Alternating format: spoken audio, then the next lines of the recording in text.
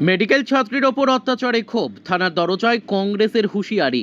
শোভাপুরের বেসরকারি মেডিকেল কলেজে দ্বিতীয় বর্ষের এক চিকিৎসক পড়ুয়ার ওপর নির্মম গণধর্ষণের ঘটনার প্রতিবাদে উত্তাল দুর্গাপুর। রবিবার সকালে ন্যায়ের দাবিতে পথে নামল পশ্চিম বর্ধমান জেলা কংগ্রেস।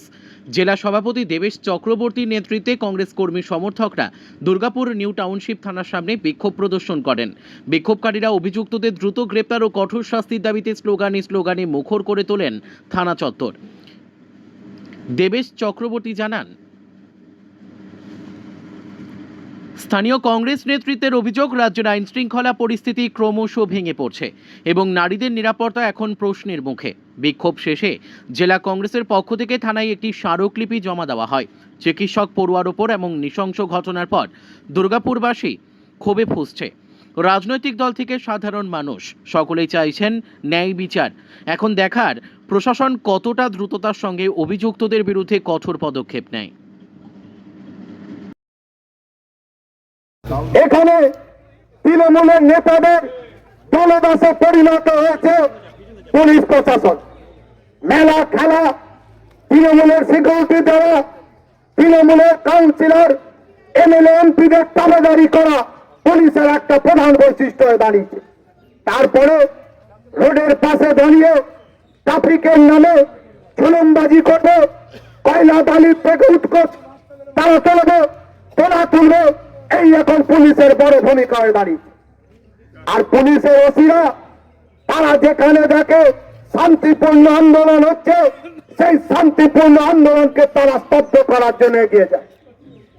গত কয়েকদিন আগে যখন দুর্গাপুরে বাস এবং অটো ধর্মঘট চলছিল, প্রায় 52 ঘন্টা অতিক্রান্ত হওয়ার পরও আমরা দেখেছিলাম পুলিশ প্রশাসনের সেখানে কোনো সমর্থক ভূমিকা ছিল না। আমরা সেদিন এসডিওর কাছে টাইম নিয়ে সেখানে দেখা করে বলতে গেছিলাম যে অবিলম্বে সরকারি বাস পরিষেবা চালু করার জন্য, কিন্তু এই থানার ওসি সেদিনকে ওইখানে কংগ্রেসী কর্মীদের উপর নির্বিচারে লাঠি বর্ষণ করেন। আমরা ধিক্কার জানাই, তৃণমূলের দলদাস হয়ে সেদিন কংগ্রেসী কর্মীদের উপর তারা নির্বিচারে লাঠি চালায়। আমরা দেখেছি, আমরা কংগ্রেসীরা যারা গান্ধীজির আদর্শে দীক্ষিত, আমরা দেখেছি বারবার আমরা দেখি আমাদের উপরে নির্যাতন নেমে আসে। আর দুর্গাপুরে মহিলারা তারা নির্যাতিত হচ্ছে। বর্তমানে সরকার নাকি চলছে মা মাটি মানুষ, মা রক্তাক্ত, আজকে মা ধর্ষিত হয়েছে। তার বিরুদ্ধে আজকে তৃণমূল কংগ্রেসের একটা নেতাকেও খুঁজে পাওয়া যায়। গতকাল নাকি শুনলাম রাতের অন্ধকারে কর্পোরেশনের নাকি 2-3 জন চোরের মতো রাত্রেবেলা দেখা করতে গেছিলেন। পাবলিকের ক্যারামের ভয়ে তারা দিনের বেলা দেখা দেননি। মন্ত্রী, বিধায়ক, এমপিকে খুঁজে পাওয়া যায়নি। তৃণমূলের জেলা সভাপতি, টিটিউসির নেতাদের কাল খুঁজে পাওয়া যায়নি।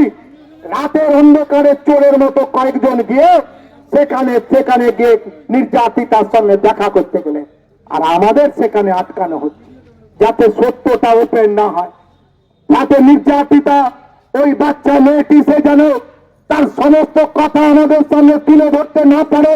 তাই বিরোধীদের তার সঙ্গে দেখা করতে দেওয়া হচ্ছে না। পুলিশ প্রশাসন কাজ করছে, আর সরকারি দলের রাতের অন্ধকারে তাদের নিয়ে গিয়ে সহানুভূতি আদায়ের চেষ্টা করছেন। তার বিরুদ্ধে আমরা ধিক্কার জানাই। আমরা গতকালই পারতাম দুর্গাপুরের বিভিন্ন জায়গায় আন্দোলন করতে, কিন্তু আমরা চাইনি। শান্ত পরিবেশকে অশান্ত করার মতো অন্য রাজনৈতিক দলের মতো নির্যাতন হচ্ছে।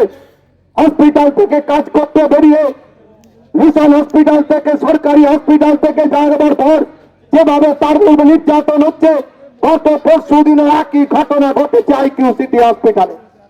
আমরা তার বিরুদ্ধে ধিক্কার জানাতে এখানে এসেছি। আমরা এরপরেই